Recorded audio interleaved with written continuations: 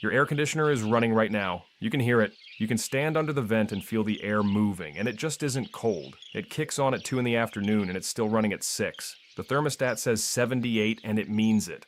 There's one room in the back of the house that's always 4 degrees hotter than the rest, and it's been that way for years. Your July electric bill came in higher than last July's, which was higher than the one before that, and nothing in the house changed, so you called somebody. He stood in your yard for maybe 20 minutes, told you the unit's getting old, and offered you 2 options. A service contract for around $200 a year, or a new system for $8,000, and he'd like an answer before he leaves. Here's what I want to tell you before you write. Either check. There's a 40-minute job that fellow with the clipboard didn't do, and the government's own numbers say neglecting it can cost you up to 30% of what your compressor burns every month. That's a third of your cooling bill walking out the window because nobody pulled the grill off a box in your side yard. I'm going to walk you through that job today, step by step, with real prices. In the order I've done it for going on 3 decades now. And I want to be straight with you first, because most videos on this subject oversell it. What I'm showing you cleans and unchokes the outdoor half of your air conditioner so it can dump heat the way it was built to. On a system neglected 4 or 5 years, that's worth 5 to 12 degrees at your vents. On a system somebody already serviced last spring, you might get 2 degrees, and 2 is what was there to get. This will not add refrigerant, fix a leak, or save a compressor that's already burned out, and it will not make a 15-year-old 3-ton unit cool a house that needs 4 tons.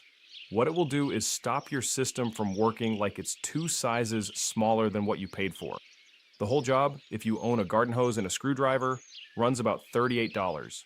Coil cleaner, $12 to $15, fin comb, $10 or $11, pleated filter, $6 to $8, dial thermometers, about $8 for the pair.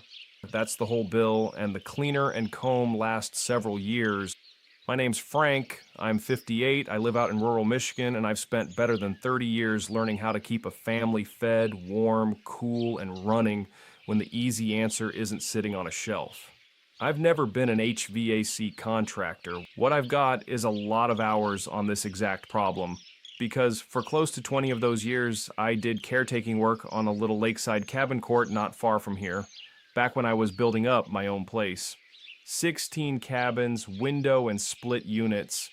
8 faced the lake and got shade most of the afternoon. 8 faced the gravel lot, full sun, dust kicking up off every truck that pulled in.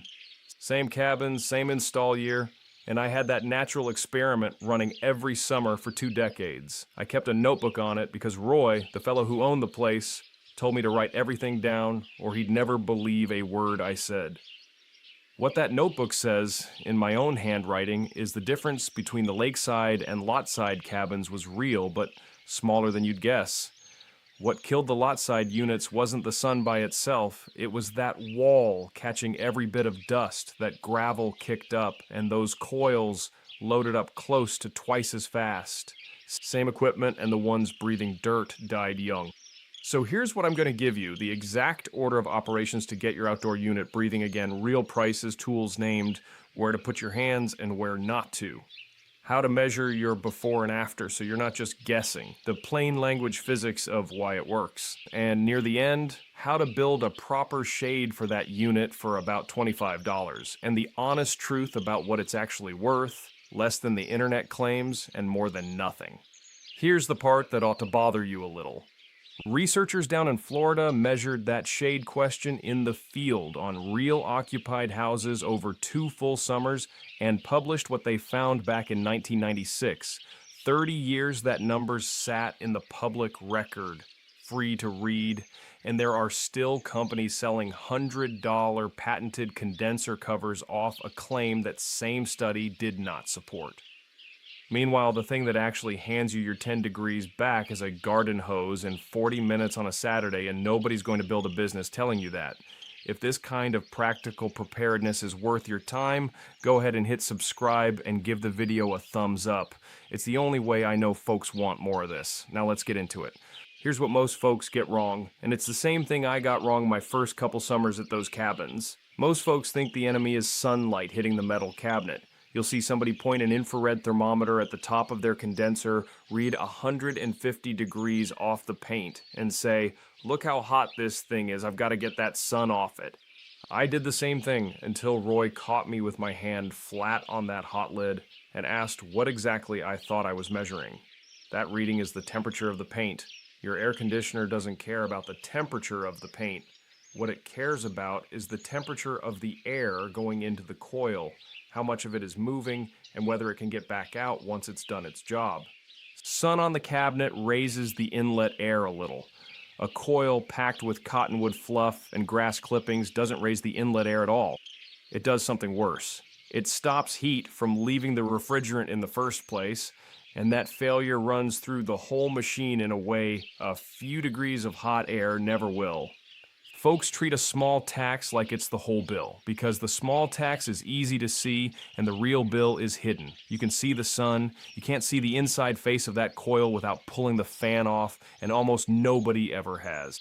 Step 1, and it's not touching the unit yet.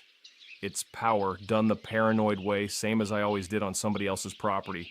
Go to your breaker panel, shut off the double breaker marked for the air conditioner or condenser, then walk outside, and near the unit there's a small gray box with a handle or a pull-out block. That's the disconnect. Pull it to. I've seen a mislabeled panel more than once, and the capacitor inside that unit holds a charge even after the power's off. You won't be reaching into the electrical compartment today, but you pull both anyway, because that fan can start while your fingers are in it. Step 2 is your baseline measurement. The step everybody skips, which is exactly how you end up believing something worked when it didn't. Get 2 dial thermometers, cheap metal stem kind, about $8 for a pair. Turn the system back on. Put one in the return grill where air gets pulled in, usually a hallway or ceiling. Put the other in a supply register a good distance from the air handler. Set the thermostat about 4 degrees below whatever the house is sitting at so the system runs continuously. Let it run 15 minutes, read both, subtract supply from return. That's your split. Write it on tape, stick it to the air handler, date it because next summer you won't remember. A healthy central system gives you a split of 16 to 22 degrees. Humidity pushes it toward the low end. Below 16, your system isn't moving heat right. Above 22 usually means air's moving too slow across the indoor coil, a filter or duct problem. On the unit I used for this demonstration, return of 80, supply of 70, a split of 10. That house had been paying for cooling it wasn't receiving, probably for a couple summers running. Step 3 is your filter, the cheapest thing on the list. So knock it out before you get dirty, pull it, hold it to a light. Can't see light through it, it's done. That 90-day number on the box is more of a suggestion once your system runs a good chunk of the year. I changed filters on those cabin units every 30 days in summer heat and still found lint on the indoor coils. Buy a pleated filter, MERV 8 to 11, $6 to $8. Don't grab the highest MERV rating thinking more is better. A too tight filter chokes your airflow, which gives you that above 22 split, a frozen indoor coil, and eventually a compressor drinking liquid refrigerant it was never built to handle. Write the date on the cardboard edge. Step 4 costs nothing and takes 10 minutes. Walk around your outdoor unit and clear it out. Manufacturers generally want a foot or two of open space on the sides and around 5 feet clear above, and if you kept your install paperwork, that's where the real number lives. 2 feet on the sides, 5 up, is what I use when I don't have it. The hedge gets trimmed, the trash can moved, the firewood moved, and any lattice screen built to hide the ugly gray box gets looked at hard, especially overhead, since your unit throws its heat straight up out of the fan. A low deck or tree limb over it means it's breathing its own exhaust all afternoon, about the worst thing you can do to a condenser, and the single most common thing I ran into at those cabins. Roy taught me a test for this, and I've never found a better one. Take a tissue or a dollar bill. With the system running, hold it flat against the side grill. On a healthy unit, it sucks flat and stays there. On a choked unit, it flutters or sags. Hold it over the fan on top and it should stand straight up. I stood at those cabins checking 16 units in a row and could tell which 3 needed work before I ever picked up a tool. Step 5, the top comes off. Power's already dead at both places. Around the top edge, there's a row of screws holding the fan grill down, usually quarter-inch hex heads, and a nut driver makes quick work of them. Take them out and put them in a cup, everyone, because a screw left in the grass is a screw in your mower blade come fall. That grill has the fan motor bolted to it, wires running down into the unit. Lift it straight up, slow, not more than a foot, and set the whole assembly upside down on an overturned bucket so nothing's hanging by its wiring. You're not disconnecting anything electrical today. Look down inside at the inside face of the coil wrapped around the cabinet like a ribbon, and whatever's collected in the pan, leaves, acorns, the occasional tennis ball. I once found a fully built wasp nest, and I kid you not, 30-some bottle caps in one of those cabin condensers. Step 6 is the rinse, and this is the step that hands you your 10 degrees. Garden hose, ordinary nozzle, or your thumb over the end, not a pressure washer. Those aluminum fins are about as thick as a page in a magazine, and a pressure washer folds them right over like a comb through wet hair, and once folded, air can't get through, and you've made the exact problem you came out here to fix. Ordinary house pressure is plenty. Spray from the inside going out, standing over the open cabinet, shooting water down and outward through the coil, so everything that got sucked in from outside gets pushed back out the way it came. This is the part everybody gets backwards. Hose it from the outside in, and you drive the dirt deeper and pack it tighter, and the coil looks clean from the yard while it slowly strangles. Work all the way around, top to bottom, 4 sides, 5 minutes minimum. You'll see water coming out the color of coffee, then tea, then clear. When it runs clear, that side's done. Step 7 is the coil cleaner. Optional if the coil was only lightly dusty, not optional if it was greasy or matted.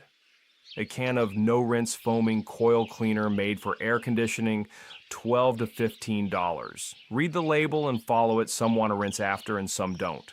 Spray it on, let it foam, work at the time the label says. Don't substitute oven cleaner or a strong household degreaser. Those are alkaline enough to eat through aluminum fins, and I've seen coils ruined by a well-meaning fellow with a bottle of something from under the kitchen sink. If your unit has one of the newer all-aluminum micro-channel coils, be gentler still and buy the cleaner rated for it. Step 8 is the fin comb. The tool nobody owns and everybody needs, $10 or $11. A little plastic tool with several heads, different tooth spacing, matched to your fins. Anywhere fins are folded over, from hail, a weed trimmer, a ladder, a pressure washer, set the comb at the top of the damaged section and pull straight down. Fins stand back up, slow, a little boring, and it works. A palm-sized patch of flattened fins is a palm-sized patch of coil that stopped participating. I combed a whole wall of cabin units one September after a landscaping crew came through with string trimmers. Took me 2 days, and Roy grumbled about it right up until the next summer's power bill. Step 9. Find your condensate drain line, the PVC pipe near the outdoor unit or terminating outside somewhere, and clear it. That line grows algae like a science project, and a plug condensate line is one of the most common after-hours service calls there is. Put a wet-dry vacuum on the outdoor end, seal around it with a rag, run it a minute, or find the access tee near the indoor air handler, pull the cap, pour in a cup of distilled white vinegar, do it twice a summer, same Saturday as the filter change so you won't forget. Step 10. Put the fan back, all the screws in, power on at the disconnect, then the breaker, in that order. Let it run 15 minutes to settle. Don't judge anything in the first 5.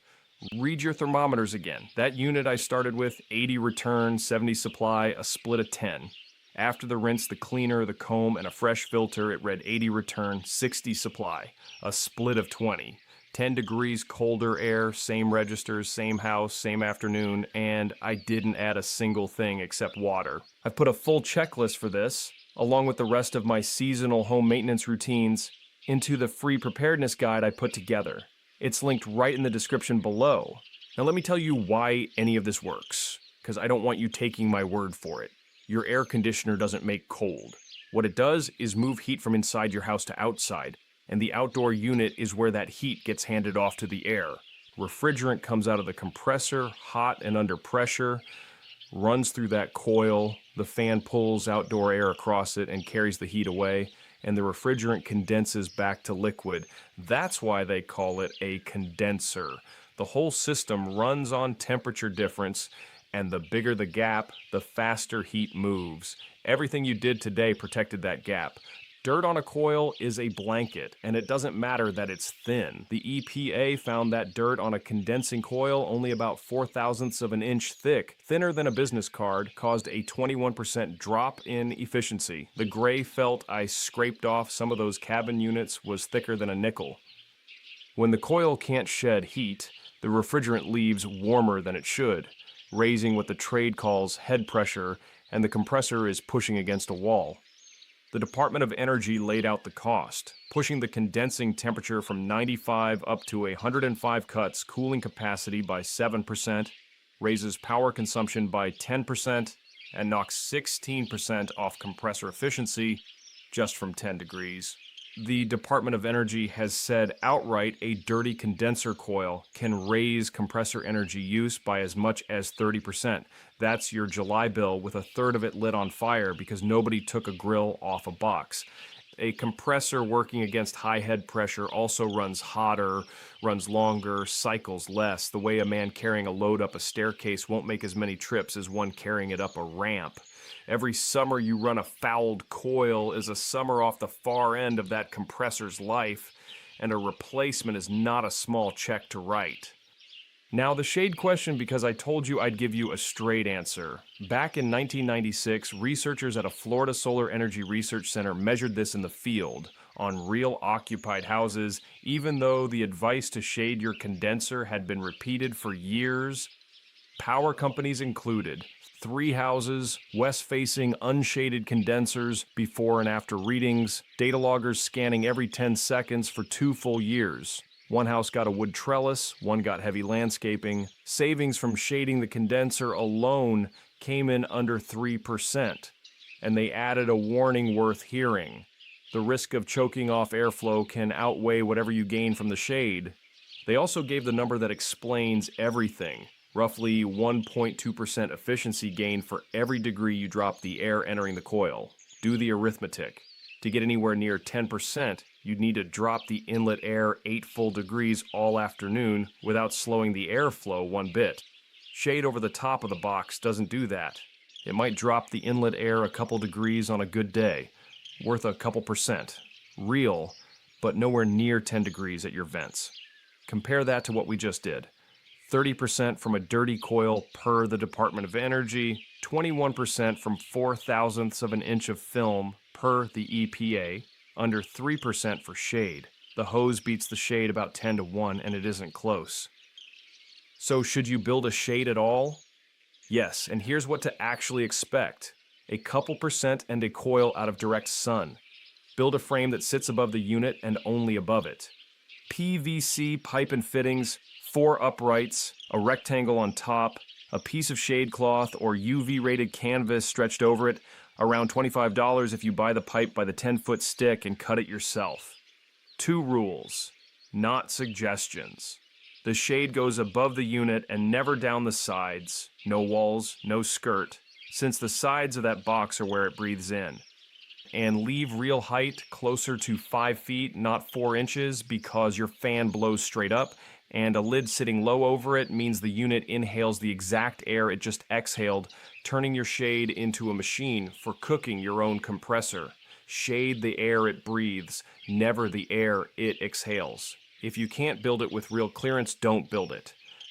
And if you get real snow where you live, take it down for winter, 4 bungee cords, 4 seconds, into the shed until spring.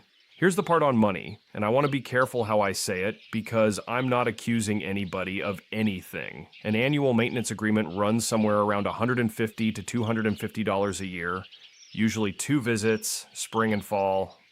Call it $200. Over the 15-year life of a system, that's $3,000. A good technician on a good visit checks pressures, capacitor, amperage, drain, rinses the coil, and he's gone in 35 minutes. Real work with real value, especially the electrical checks, which frankly I can't do and you probably can't either. On a less honest outfit, that visit's real purpose is getting a man standing in your yard with a clipboard, and what he's looking for isn't dirt, it's an opening. But here's the part the contract can't fix even when the man's perfectly honest.